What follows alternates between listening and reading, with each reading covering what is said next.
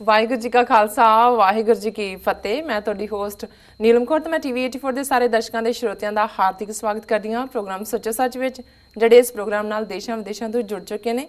Khalsa affair centre ਦੇ ਸੰਚਾਲਕ doctor Amarjit Singh ji ਰੋਜ਼ਾਨਾ ਦੀ ਤਰ੍ਹਾਂ ਸਟੂਡੀਓ ਵਿੱਚ ਮੇਰੇ ਨਾਲ ਸ਼ਾਮਿਲ ਨੇ। ਆਓ ਨਾਲ ਮਿਲ ਕੇ ਅੱਜ ਦੇ ਅਹਿਮ ਇਸ਼ੂਜ਼ ਬਾਰੇ ਗੱਲਬਾਤ ਕਰਦੇ ਹਾਂ।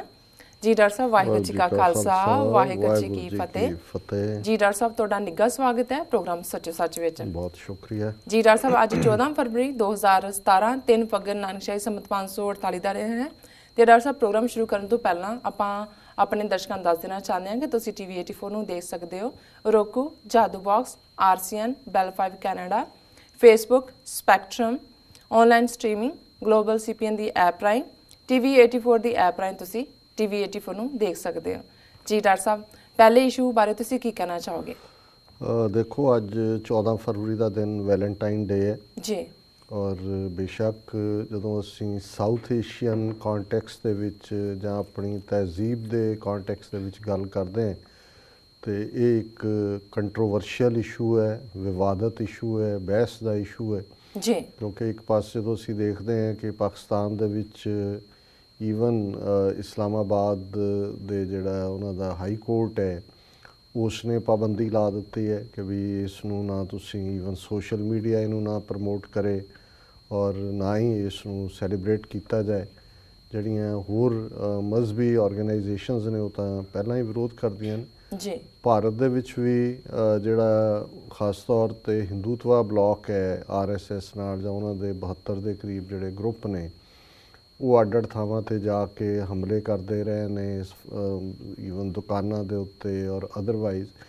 ਪਰ ਇਹਦੇ 'ਚ ਕੋਈ ਸ਼ੱਕ ਨਹੀਂ ਹੈ ਕਿ ਜਿਵੇਂ ਬਹੁਤ ਸਾਰੇ ਈਵਨ ਮਜ਼ਹਬ ਨਾਲ ਰਿਲੇਟਡ ਦਿਨ ਵੀ ਬਹੁਤ ਵੱਡੇ ਕਮਰਸ਼ੀਅਲ ਡੇਜ਼ ਹੀ ਬਣ ਗਏ ਨੇ, ਉਹ ਭਾਵੇਂ ਕ੍ਰਿਸਮਸ ਹੋਏ ਜਾਂ ਉੱਥੇ ਦੀਵਾਲੀ ਹੋਏ ਜਾਂ ਹੋਰ ਵੀ ਸਾਰੇ ਥੈਂਕਸਗਿਵਿੰਗ ਹੋਏ।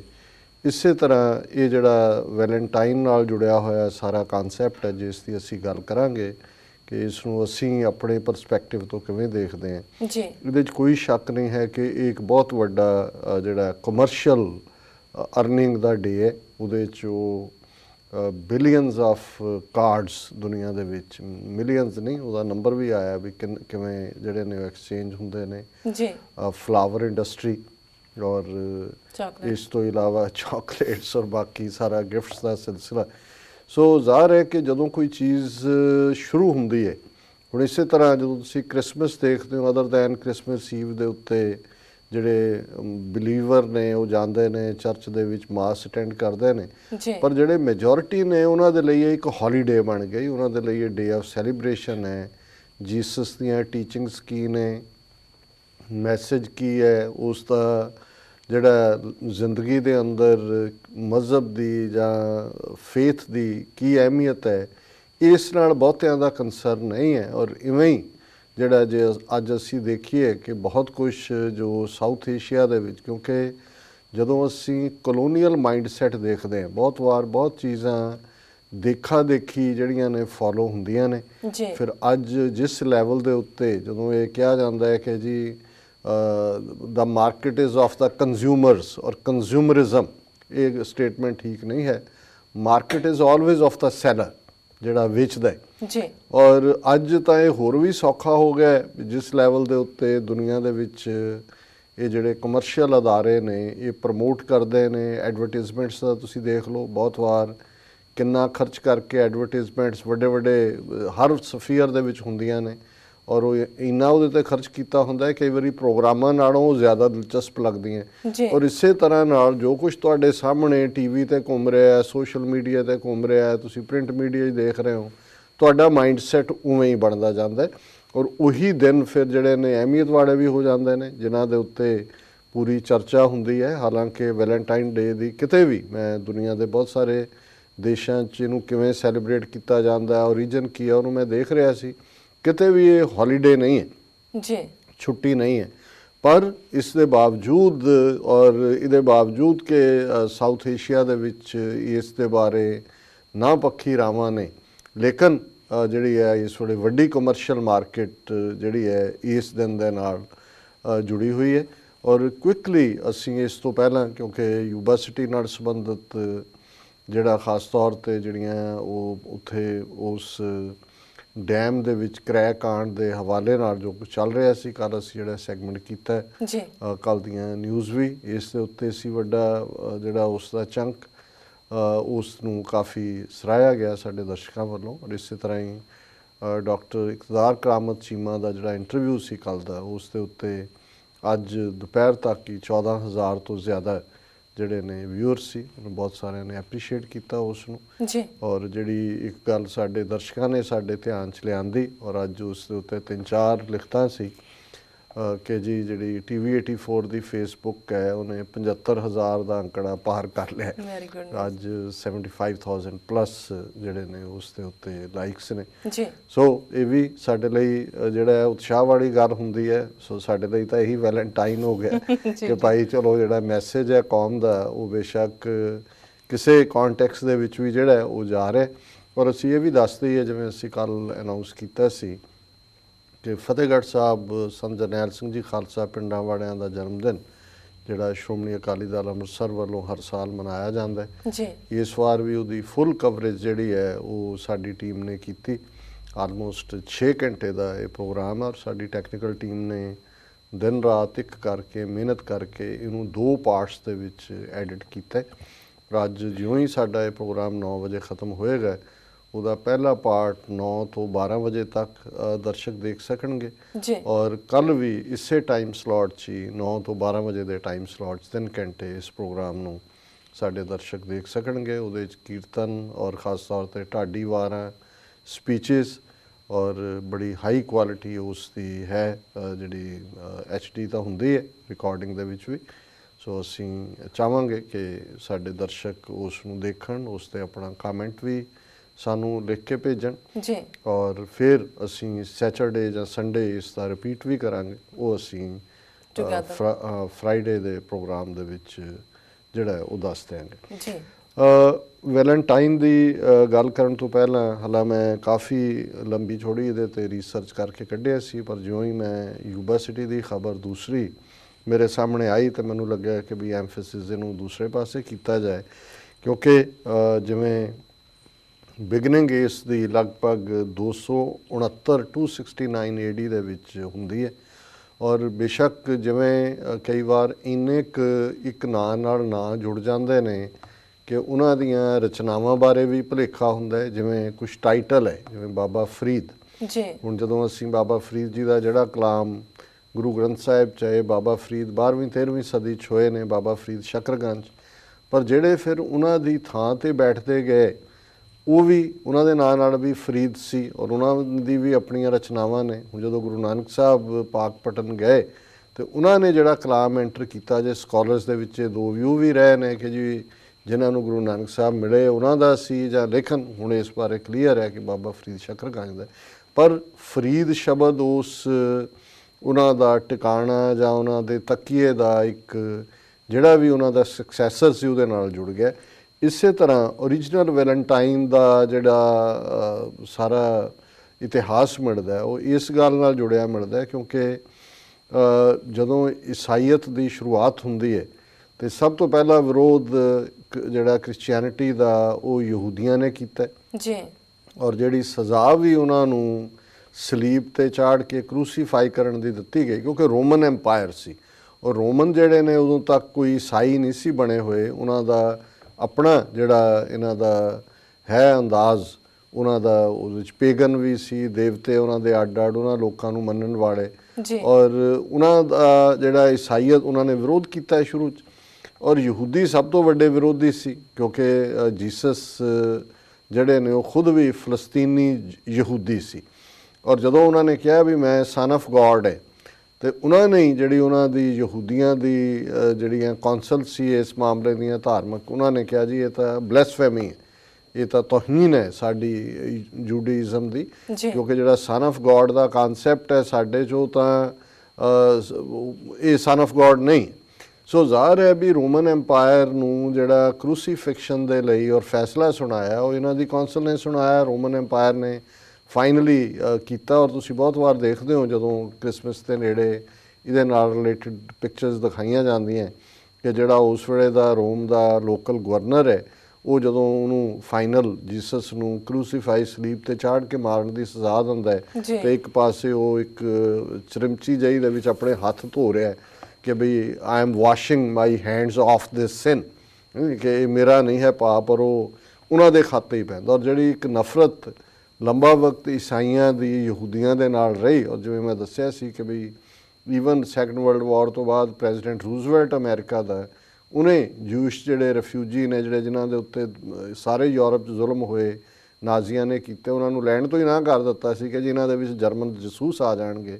ਔਰ ਜਿਹੜੀ ਜ਼ਿਆਦਾ ਪਰਸੀਕਿਊਸ਼ਨ ਯਹੂਦੀਆਂ ਦੀ ਫਿਰ ਪਿਛਲੇ 2000 ਸਾਲ 'ਚ ਹੋਈ, ਉਹ ਜ਼ਿਆਦਾ ਈਸਾਈਆਂ ਦੇ ਥੱਲੇ ਹੋਈ, ਨਫ਼ਰਤ ਕਰਕੇ ਕਿ ਜੀ ਇਹਨਾਂ ਨੇ ਜੀਸਸ ਨੂੰ ਜਿਹੜਾ ਉਹ ਕਰੂਸੀਫਾਈ ਕੀਤਾ ਸੀ।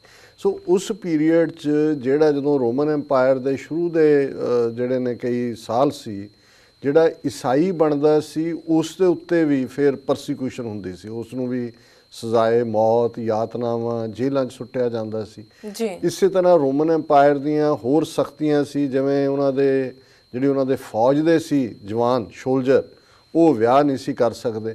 ਸੋ ਇਹ ਸਾਰਿਆਂ ਨੂੰ ਇਹ ਵੈਲੈਂਟਾਈਨ ਜਿਹੜਾ ਕਿ ਇੱਕ ਈਸਾਈ ਸੀ, ਇਹਨੂੰ ਸੇਂਟ ਦਾ ਦਰਜਾ ਬਾਅਦ ਦੇ ਵਿੱਚ ਦਿੱਤਾ ਗਿਆ, ਇਹ ਇਸ ਸਾਰੇ ਦੇ ਵਿੱਚ ਜਿਹੜਾ ਉਹ ਉਹਨਾਂ ਦੇ ਵਿਆਹ ਵੀ ਪੜ੍ਹਾ ਦਿੰਦਾ ਸੀ ਸ਼ੋਲਜਰਸ ਦੇ, ਕਿ ਬਈ ਇਹ ਹੁਣ ਜੇ ਸ਼ੋਲਜਰ ਨੇ, ਇਹਨਾਂ ਨੂੰ ਕਾਨੂੰਨੀ ਤੌਰ 'ਤੇ ਵਿਆਹ ਕਰਾ ਨਹੀਂ ਸਕਦੇ, ਕਰਵਾਉਣਾ ਚਾਹੁੰਦੇ ਨੇ।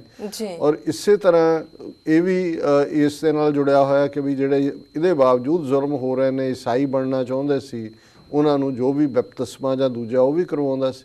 ਔਰ ਇਹ ਵੀ ਆਉਂਦਾ ਹੈ ਕਿ ਵੀ ਉਹ ਲੋੜਵੰਦਾਂ ਦੀ, ਜਿਵੇਂ ਹੈਂਡੀਕੈਪ ਬੱਚੇ ਨੇ, ਦੂਸਰੇ ਨੇ, ਕੁਛ ਦਾ ਕਹਿਣਾ ਕਿ ਉਹ ਵੀ ਇੱਕ ਆਰਟੀਸਨ ਸੀ, ਤਰਖਾਣ ਸੀ, ਲੱਕੜ ਦਾ ਕੰਮ ਕਰਨ ਵਾਲਾ ਪਹਿਲਾਂ, ਔਰ ਉਹ ਉਹਨਾਂ ਨੂੰ ਟੋਏ ਜਾਂ ਦੂਜੇ ਤੀਜੇ ਬਣਾ ਕੇ ਦਿੰਦਾ ਸੀ। ਪਰ ਕੁੱਲ ਮਿਲਾ ਕੇ ਇਹ ਜ਼ਰੂਰ ਆਉਂਦਾ ਹੈ ਕਿ ਵੈਲੈਂਟਾਈਨ ਜਿਹੜਾ ਹੈ ਉਸ ਨੂੰ ਇਸ ਦੋਸ਼ ਦੇ ਵਿੱਚ ਕਿ ਉਹ ਦੋ ਦਿਲਾਂ ਨੂੰ ਜੋੜਦਾ ਹੈ, ਜਦੋਂ ਅਸੀਂ ਵਿਆਹ ਦੀ ਗੱਲ ਕਰਦੇ ਹਾਂ, ਜਾਂ ਦੂਸਰਾ ਜੇਲ੍ਹ ਦੇ ਵਿੱਚ ਰੱਖ ਕੇ ਬਹੁਤ ਯਾਤਨਾਵਾਂ ਦਿੱਤੀਆਂ ਗਈਆਂ, ਸਜ਼ਾਵਾਂ ਦਿੱਤੀਆਂ ਗਈਆਂ। ਔਰ ਉਸ ਪੀਰੀਅਡ ਦੇ ਵਿੱਚ ਜਿਹੜੀ ਜੇਲਰ ਦੀ ਲੜਕੀ ਸੀ ਜੀ, ਉਹ ਬਿਮਾਰ ਹੋਈ ਸੀਰੀਅਸਲੀ, ਔਰ ਉਹਦਾ ਇਲਾਜ ਜਿਹੜਾ ਇਹਨੇ ਜੇਲ੍ਹ 'ਚ ਬੈਠਿਆਂ ਕੀਤਾ, ਪਰ ਕਿਉਂਕਿ ਉਹਨਾਂ ਦੇ ਲਾਅ ਸੀ, ਇਵੈਂਚੁਅਲੀ ਉਹਨੂੰ ਉਹਨਾਂ ਨੇ ਜਿਹੜਾ ਫਾਂਸੀ ਦਿੱਤੀ ਜਾਂ ਸਜ਼ਾਏ ਮੌਤ ਦਿੱਤੀ। ਅਤੇ ਮਰਨ ਤੋਂ ਪਹਿਲਾਂ ਵੈਲੈਂਟਾਈਨ ਨੇ ਉਸ ਬੱਚੀ ਦੇ ਲਈ ਜਿਹੜਾ ਇੱਕ ਕਾਰਡ ਜਿਹੜਾ ਹਾਰਟ ਸ਼ੇਪ ਸੀ, ਉਹਦੇ 'ਤੇ ਉਹਨੇ ਛੱਡਿਆ, ਔਰ ਉਹਦੇ ਥੱਲੇ ਉਹਨੇ ਲਿਖਿਆ ਕਿ ਫੇਅਰਵੈਲ ਯੋਰ ਵੈਲੈਂਟਾਈਨ। ਸੋ ਇਹ ਇਸ ਤਰੀਕੇ ਨਾਲ ਇੱਕ ਭਲਾ ਬੰਦਾ, ਪਰਉਪਕਾਰੀ ਬੰਦਾ ਜਿਹੜਾ ਉਹ ਪਿਆਰ ਦਾ ਸਿੰਬਲ ਬਣ ਗਿਆ। ਹਾਰਟ ਜਿਹੜਾ ਉਹ ਖਾਸ ਤੌਰ 'ਤੇ ਇਸ ਮੌਕੇ ਦੇ ਉੱਤੇ ਡਿਸਪਲੇ ਹੁੰਦਾ।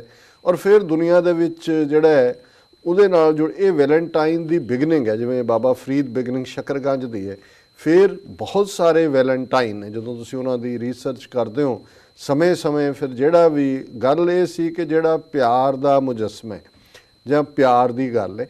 ਹੁਣ ਕਿਉਂਕਿ ਇਹ ਇੱਕ ਬੜਾ ਜਿਹੜਾ ਜਿਵੇਂ ਮੈਂ ਕਿਹਾ ਵੀ ਵਿਵਾਦਤ ਵਿਸ਼ਾ ਹੈ, ਲੇਕਿਨ ਮੈਂ ਇਹ ਜ਼ਰੂਰ ਕਹਿਣਾ ਚਾਹੁੰਦਾ ਕਿ ਜਦੋਂ ਅਸੀਂ ਸਿੱਖ ਮਤ ਦੇ ਹਵਾਲੇ ਨਾਲ ਦੇਖਦੇ ਹਾਂ, ਗੁਰਮਤ ਦੇ ਹਵਾਲੇ ਨਾਲ ਦੇਖਦੇ ਹਾਂ ਜੀ, ਸਾਡੇ ਇਸ ਥਾਟ ਦੇ ਵਿੱਚ, ਗੁਰਮਤ ਦੇ ਵਿੱਚ ਹਰ ਚੀਜ਼ ਨੂੰ ਇੱਕ ਰੀਅਲਿਸਟਿਕ ਐਂਗਲ ਤੋਂ ਵੀ ਲਿਆ ਗਿਆ, ਪਰ ਇਹਦੇ ਨਾਲ ਨਾਲ ਜਿਹੜੀਆਂ ਕਦਰਾਂ ਕੀਮਤਾਂ ਦੂਸਰੇ ਪਾਸੇ ਦੀਆਂ ਸਮੇਂ ਦੇ ਨਾਲ ਨਾਲ ਚੇਂਜ ਹੁੰਦੀਆਂ ਨੇ, ਪ੍ਰਭਾਵਿਤ ਕਰਦੀਆਂ ਨੇ।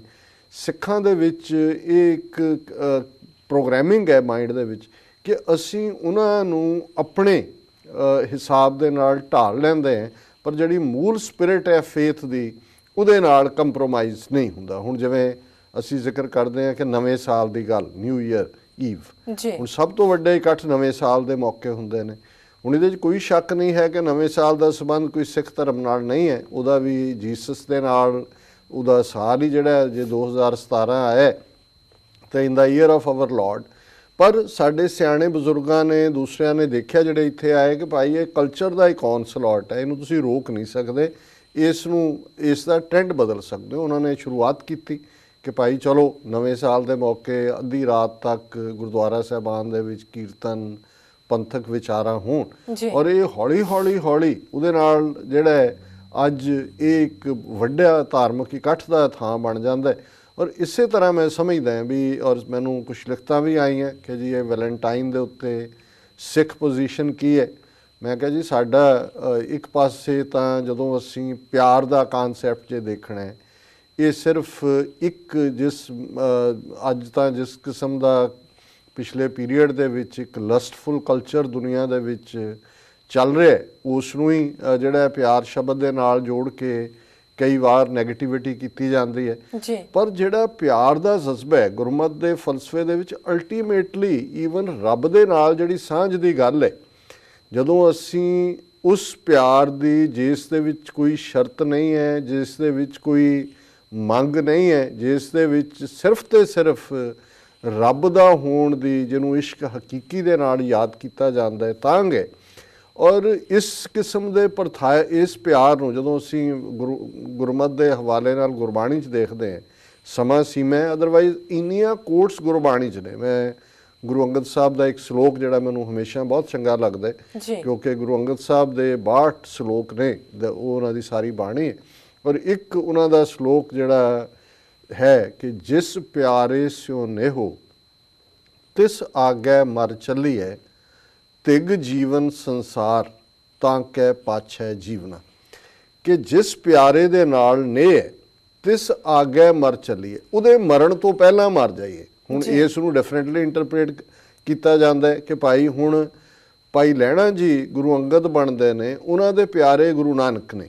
ਗੁਰੂ ਨਾਨਕ ਸਾਹਿਬ ਆਪਣੇ ਅੰਗ ਨਾਲ ਲਾ ਕੇ ਉਹਨਾਂ ਨੂੰ ਅੰਗਦ ਬਣਾਉਂਦੇ ਨੇ।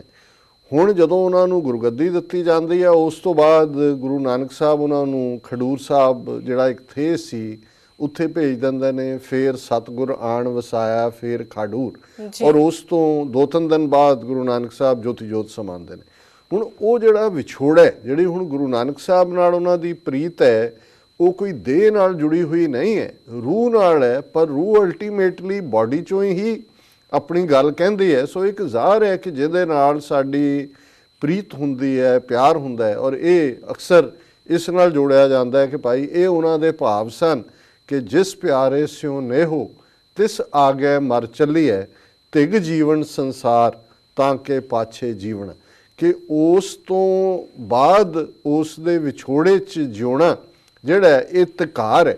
ਸੋ ਇਹ ਇਸ਼ਕ ਹਕੀਕੀ ਦੀ ਗੱਲ ਹੈ। ਇਹ ਕੋਈ ਇੱਕ ਪਾਸੇ ਜਦੋਂ ਉਸੇ ਬਾਣੀ 'ਚ ਅਸੀਂ ਦੇਖਦੇ ਹਾਂ ਕਿ ਭਾਈ ਸਤੀਆਂ ਸੇ ਨਾ ਆਖੀਏ, ਕਿ ਹੁਣ ਜਦੋਂ ਸਤੀ ਦਾ ਕਾਨਸੈਪਟ ਸੀ, ਜਿਹਨੂੰ ਪਤੀ ਦੇ ਨਾਲ ਜਿਉਂਦੇ ਸਾੜ ਦਿੱਤਾ ਜਾਂਦਾ ਸੀ, ਗੁਰੂ ਸਾਹਿਬ ਨੇ ਕਿਹਾ ਭਾਈ ਸਤੀ ਇਹ ਨਹੀਂ ਹੈ ਜਿਹੜੀ ਕਿ ਅੱਗ ਨਾਲ ਸੜਦੀ ਹੈ, ਜਿਹੜੀ ਬਿਰਹਾ ਚੋਟ ਮਿਰਨ, ਕਿ ਜਿਹੜੇ ਉਸ ਵਿਛੋੜੇ ਦੇ ਨਾਲ, ਜਦੋਂ ਕਿ ਪਿਆਰੇ ਦਾ ਵਿਛੋੜਾ ਹੁੰਦਾ ਪਤੀ ਦਾ, ਉਹ ਬਿਰਹਾ ਦੇ ਵਿੱਚ, ਹੁਣ ਬਿਰਹਾ ਦੇ ਵਿੱਚ ਮਰਨ ਦਾ ਮਤਲਬ ਇਹ ਨਹੀਂ ਹੈ ਕਿ ਵੀ ਤੁਸੀਂ ਆਪਣੀ ਜ਼ਿੰਦਗੀ ਨਹੀਂ ਜਿਉਂਦੇ। ਉਹ ਇੱਕ ਬਿਰਹਾ ਔਰ ਵਸਲ। ਮੈਂ ਬਹੁਤ ਵਾਰ ਪਿਛਲੇ ਦਿਨਾਂ 'ਚ ਅਲਾਮਾ ਇਕਬਾਲ, ਜਿਨ੍ਹਾਂ ਦਾ ਮੈਂ ਅੱਡ ਉਹਨਾਂ ਦੀਆਂ ਜਿਹੜਾ ਕਲਾਮ ਹੈ ਉਸ ਨੂੰ ਮੈਂ ਪੜ੍ਹਦਾ ਤੇ ਮੈਂ ਦੇਖਦਾ ਵੀ ਉਹਨਾਂ ਨੇ ਕਈ ਥਾਂ ਇਹ ਕਿਹਾ ਕਿ ਭਾਈ ਜਿਹੜਾ ਸਾਡੀ ਵਾਟ ਹੈ ਇਸ ਰਸਤੇ 'ਤੇ ਚੱਲਣਾ, ਉਹੀ ਆਪਣੇ ਆਪ ਦੇ ਵਿੱਚ ਇਸ਼ਕ ਹੈ। ਮੰਜ਼ਿਲ ਤਾਂ ਉਸ ਰੱਬ ਦੇ ਕੋਲ ਇਸ਼ਕ ਹੀ ਮੰਜ਼ਿਲ ਹੈ। ਤੇ ਜਦੋਂ ਅਸੀਂ ਤੁਰ ਪੈਂਦੇ ਹਾਂ, ਜਦੋਂ ਔਰ ਉਹਦੇ 'ਚ ਬਿਰਹਾ ਵਿਛੋੜੇ ਦੀ ਸਲ ਮਿਲਾਪ ਦੇ ਲਈ, ਕਿਉਂਕਿ ਬਿਰਹਾ ਵਿਛੋੜੇ ਲਈ ਹੈ, ਵਸਲ ਮਿਲਾਪ ਦੇ ਲਈ।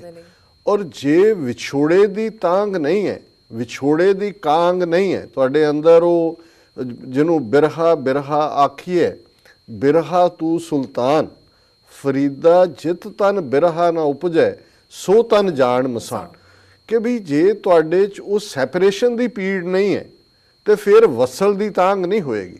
ਤੇ ਹੁਣ ਨੀਰ ਬਹਿ ਚੱਲੇ ਜੀਓ, ਜਦੋਂ ਅਸੀਂ ਪੜ੍ਹਦੇ ਹਾਂ, ਮੈਂ ਨੈਣੀ ਨੀਂਦ ਨਾ ਆਵੇ ਜੀਓ, ਭਾਵੇ ਅੰਨ ਨਾ ਪਾਣੀ, ਮਿਲ ਮੇਰੇ ਪ੍ਰੀਤਮਾ ਜੀਓ, ਤੁਧ ਬਿਨ ਖਰੀ ਨਮਾਣੀ। ਮੇਰੇ ਪਿਆਰੇ ਤੂੰ ਮਿਲ, ਤੇਰੇ ਬਿਨਾ ਮੈਂ ਨਮਾਣੀ ਹੈ, ਮੈਨੂੰ ਤਾਂ ਨੀਂਦ ਨਹੀਂ ਆਉਂਦੀ ਅੱਖਾਂ 'ਚ।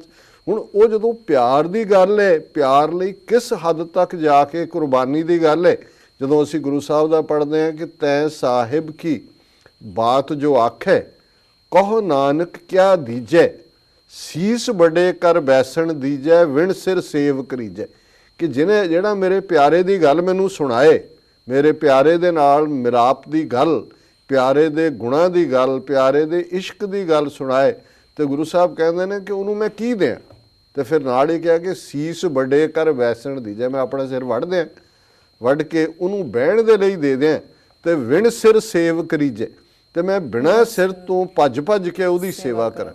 ਹੁਣ ਇਹਨੂੰ ਕਹਿਣ ਨੂੰ ਅਸੀਂ ਇੱਕ ਐਕਸਪ੍ਰੈਸ਼ਨ ਹੈ, ਜਦੋਂ ਤੁਸੀਂ ਪੋਇਟਰੀ ਦੇ ਅੰਦਾਜ਼ 'ਚ ਦੇਖਦੇ ਹੋ ਇਸ ਲੈਵਲ ਦੇ ਉੱਤੇ ਹੀ ਗੱਲ, ਪਰ ਇਹ ਭਾਵਨਾ ਦਾ ਉਹ ਪਾਰਟ ਹੈ ਜਿਹਦੇ 'ਚ ਵਿਛੋੜ ਹੈ, ਜਿਹਦੇ 'ਚ ਪੀੜ ਹੈ, ਪਰ ਵਸਲ ਦੀ ਤਾਂਘ ਇਸ ਕਦਰ ਹੈ, ਵਸਲ ਦੀ ਕਾਂਘ ਇਸ ਤਰ੍ਹਾਂ ਉੱਠਦੀ ਹੈ। ਔਰ ਈਵਨ ਜਦੋਂ ਅਸੀਂ ਇਹ ਇਸ਼ਕ ਹਕੀਕੀ ਦੀ ਗੱਲ ਹੈ, ਜਦੋਂ ਅਸੀਂ ਇਸ਼ਕ ਮਜ਼ਾਜੀ ਦੀ ਗੱਲ ਕਰਦੇ, ਹੁਣ ਸਾਡੇ ਫੋਕਲੋਰ ਦੇ ਵਿੱਚ ਜਿਨ੍ਹਾਂ ਦਾ ਜ਼ਿਕਰ ਦੁਨਿਆਵੀ ਪ੍ਰੇਮੀਆਂ ਦੇ ਤੌਰ 'ਤੇ ਹੀਰ ਰਾਂਝਾ, ਸੱਸੀ ਪੁੰਨੂ, ਲੈਲਾ ਮਜਨੂ ਜੀ, ਔਰ ਜਿਹੜੇ ਈਰਾਨ ਜਾਂ ਦੂਜੇ ਨਾਲ ਜੁੜੇ ਹੋਏ ਸ਼ੀਹੀ ਫਰਿਆਦ ਔਰ ਸ਼ੀਰੀ ਫਰਿਆਦ ਔਰ ਬਹੁਤ ਸਾਰੇ ਨੇ, ਔਰ ਅੱਜ ਦੇ ਅਸੀਂ ਵਿਚਾਰ 'ਚ ਵੀ ਭਾਈ ਗੁਰਦਾਸ ਜੀ ਨੇ ਇਹ ਸਾਰੇ ਜਿਹੜੇ ਸਾਡੇ ਪੰਜਾਬ ਦੇ ਫੋਕਲੋਰ 'ਚ ਸੀ ਉਹਨਾਂ ਦਾ ਜ਼ਿਕਰ ਕਰਕੇ ਫਿਰ ਇਸ਼ਕ ਹਕੀਕੀ ਦੀ ਗੱਲ ਕੀਤੀ ਹੈ ਕਿ ਪੀਰ ਮੁਰੀਦਾਂ ਪਿਰਹੜੀ ਗਾਵਣ ਪ੍ਰਭਾਤੀ, ਕਿ ਇੱਕ ਪਾਸੇ ਜਿਹੜੀ ਇਹ ਦੁਨਿਆਵੀ ਖਿੱਚ ਵਾਲੇ ਪਿਆਰੇ ਨੇ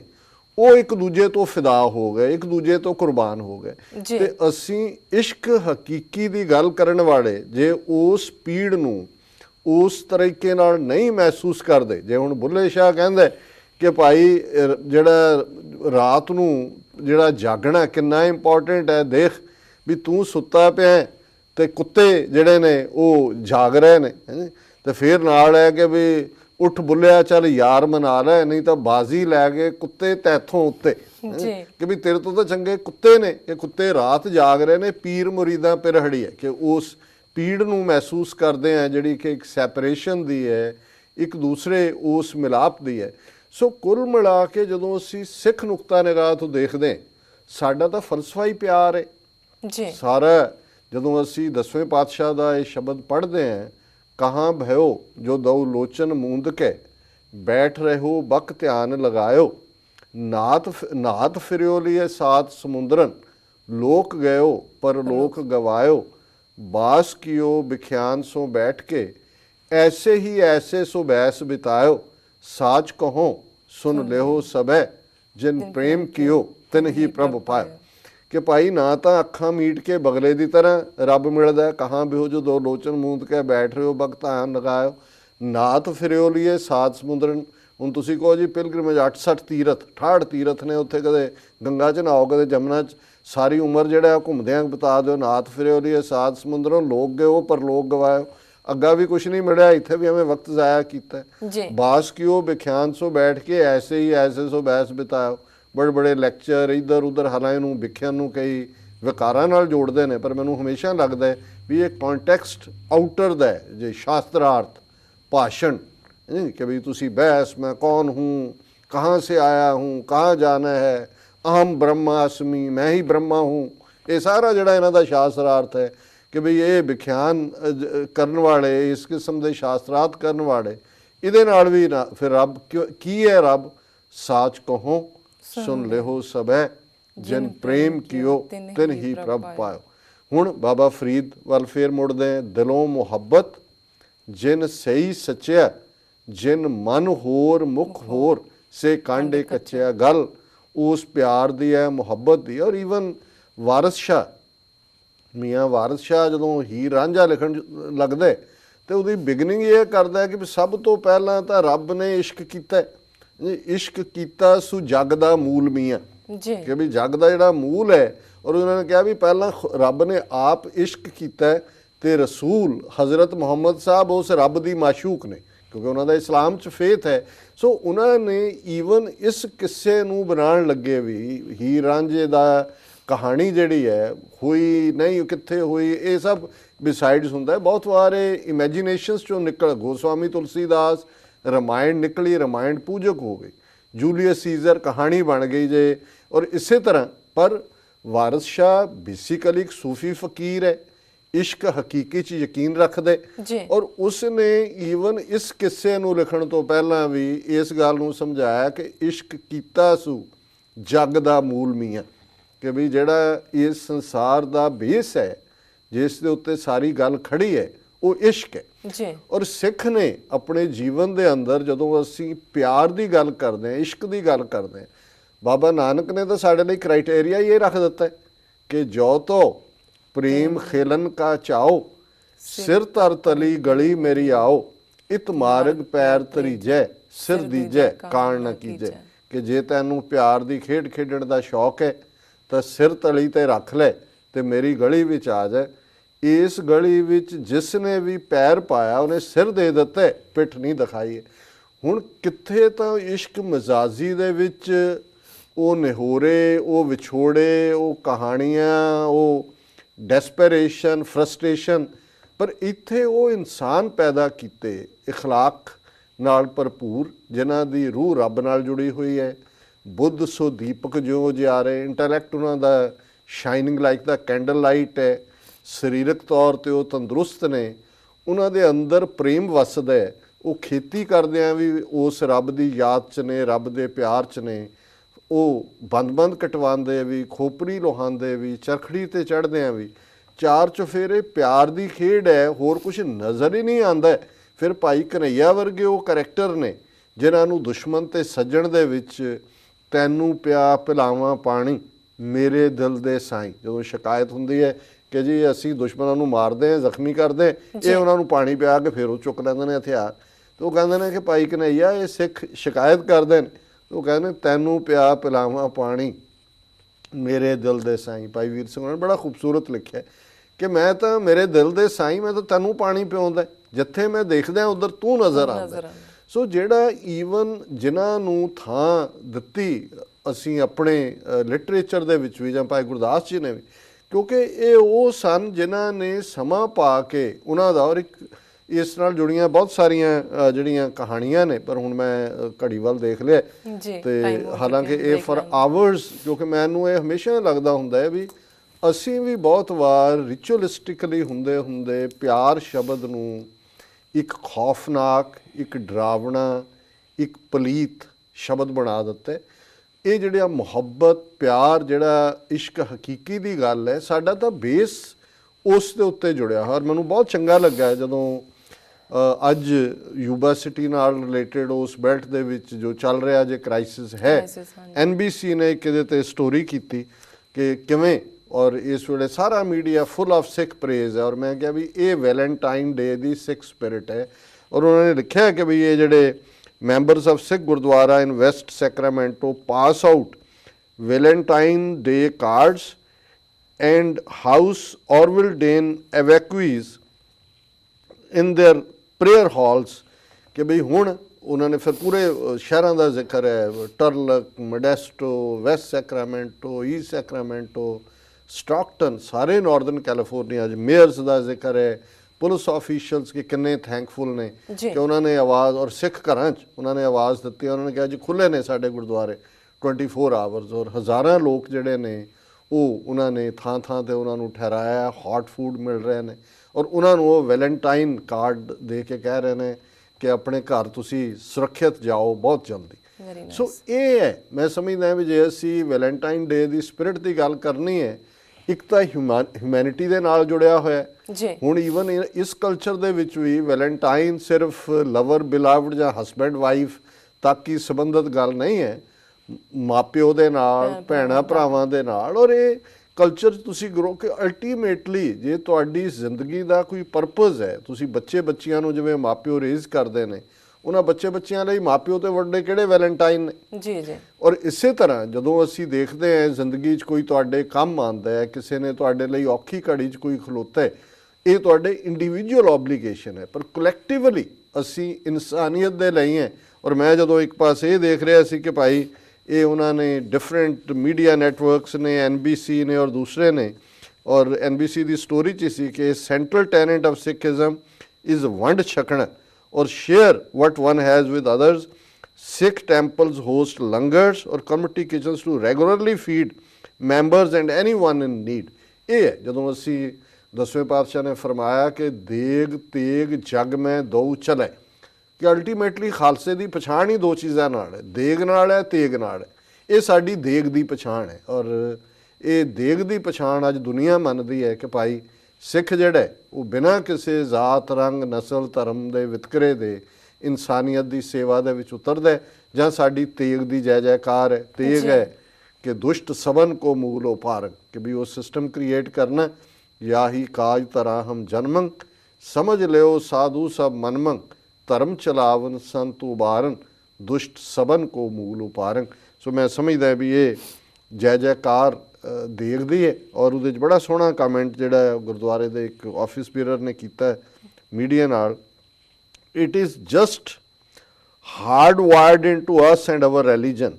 Anytime someone needs help, we need to be there. ਮੈਂ ਪ੍ਰੋਗਰਾਮਿੰਗ ਕਹਿੰਦਾ ਹੈ, ਉਹਨਾਂ ਨੇ ਕਿਹਾ ਸਾਡੀ ਹਾਰਡ ਵਾਇਰਿੰਗ ਗੁਰੂ ਨੇ ਕੀਤੀ ਹੋਈ ਹੈ ਕਿ ਕਿਤੇ ਵੀ ਜਦੋਂ ਕਿਸੇ ਨੂੰ ਲੋੜ ਹੈ ਅਸੀਂ ਉੱਥੇ ਹਾਜ਼ਰ ਹਾਂ। ਹੁਣ ਇੱਕ ਪਾਸੇ ਇਹ ਚੱਲ ਰਿਹਾ ਔਰ ਸੈਕਰਾਮੈਂਟੋ ਮੇਅਰ ਨੇ ਲਾਡ ਕੀਤਾ ਹੈ ਸਿੱਖਾਂ ਦੇ ਐਫਰਟ ਨੂੰ, ਔਰ ਬਾਕੀਆਂ ਨੇ, ਪਰ ਨਾਲ ਹੀ ਇਹ ਖਬਰ ਸੀ, ਹੁਣ ਸਮਾਂ ਹੋ ਗਿਆ ਕਿ federal disaster aid president Trump's response is shocking. ਵੀ ਅਜੇ ਤੱਕ ਫੈਡਰਲ ਐਮਰਜੈਂਸੀ ਡਿਕਲੇਅਰ ਨਹੀਂ ਕੀਤੀ, ਔਰ ਉਹਨੂੰ ਪਹਿਲਾਂ ਕਿਹਾ ਸੀ ਕਿ ਜਿਹਨਾਂ ਨੇ ਸਾਨੂੰ ਵੋਟਾਂ ਨਹੀਂ ਪਾਈਆਂ, ਕੈਲੀਫੋਰਨੀਆ ਲਿਬਰਲ ਸਟੇਟ ਆ, ਉਹਨੂੰ ਸਬਕ ਸਿਖਾ ਰਿਹਾ ਆਪਣੇ ਵੱਲੋਂ। ਸੋ ਕੁੱਲ ਮਿਲਾ ਕੇ ਮੈਂ ਸਮਝਦਾ ਵੀ ਇਹ ਠੀਕ ਨਹੀਂ ਹੈ ਹਾਲਾਤ, ਜੇ ਫੈਡਰਲ ਔਰ ਸਟੇਟਸ ਦੇ ਕਲੈਸ਼ ਦੀ ਗੱਲ ਹੁੰਦੀ ਹੈ। ਪਰ ਕੁੱਲ ਮਿਲਾ ਕੇ ਅਸੀਂ ਅੱਜ ਦਾ ਇਹ ਵੈਲੈਂਟਾਈਨ ਡੇ ਵੀ ਉਹਨਾਂ 2 ਲੱਖ ਤੋਂ ਜ਼ਿਆਦਾ ਜਿਹੜੇ ਆਪਣੇ ਘਰ-ਬਾਰ ਛੱਡ ਕੇ, ਵੈਸੇ ਚੋਰ ਵੀ ਆਪਣਾ ਕੰਮ ਕਰ ਰਹੇ ਨੇ ਹੁਣ, ਪੁਲਿਸ ਨੂੰ ਫਿਕਰ ਪਿਆ ਹੁਣ ਜਿਹੜੇ ਰਹਿ ਗਏ ਪਿੱਛੇ ਜਾਂ ਉਹ ਉਹਨਾਂ ਦੇ ਹੁਣ ਘਰ ਖੁੱਲ੍ਹੇ ਛੱਡ ਕੇ ਗਏ ਨੇ, ਜੰਦੇ ਵੀ ਲਾਏ ਹੁਣ ਚੋਰਾਂ ਦੇ ਕਿਹੜੇ ਕਾਹਦੇ ਜੰਦੇ ਹੁੰਦੇ ਨੇ। ਸੋ ਅਸੀਂ ਉਹਨਾਂ 2 ਲੱਖ ਦੇ ਕਰੀਬ ਲੋਕ ਜਿਹੜੇ ਥਾਈਂ ਇਸ ਵੇਲੇ ਆਪਣੇ ਘਰਾਂ ਤੋਂ ਦੂਰ ਇਸ ਡੇ ਨੂੰ, ਕਿਉਂਕਿ ਬਹੁਤੇ ਮੈਜੋਰਿਟੀ ਜਿਹੜੇ ਨੇ ਉਹ ਅਮਰੀਕਨਸ ਨੇ ਜਿਹੜੇ ਕਿ ਇਸ ਦਿਨ ਨੂੰ ਸੈਲੀਬ੍ਰੇਟ ਕਰਦੇ ਨੇ। So for all of them happy Valentine day. ਜੀ ਡਾਕਟਰ ਸਾਹਿਬ, ਬਹੁਤ ਹੀ ਵਧੀਆ ਲੱਗਾ, ਤੁਸੀਂ ਇੰਨਾ ਵਧੀਆ ਐਨਾਲਿਸਿਸ ਦਿੱਤਾ ਵੈਲੈਂਟਾਈਨਸ ਡੇ 'ਤੇ, ਤੁਹਾਡਾ ਬਹੁਤ ਬਹੁਤ ਸ਼ੁਕਰੀਆ। ਅਤੇ ਇੱਥੇ ਲੈਣਾ ਬ੍ਰੇਕ। ਵਿਊਅਰਸ ਤੁਸੀਂ ਇਸ ਤਰ੍ਹਾਂ ਬਣੇ ਰਹਿਣਾ, ਮਿਲਦੇ ਆਫਟਰ ਦਿਸ ਸ਼ਾਰਟ ਬ੍ਰੇਕ।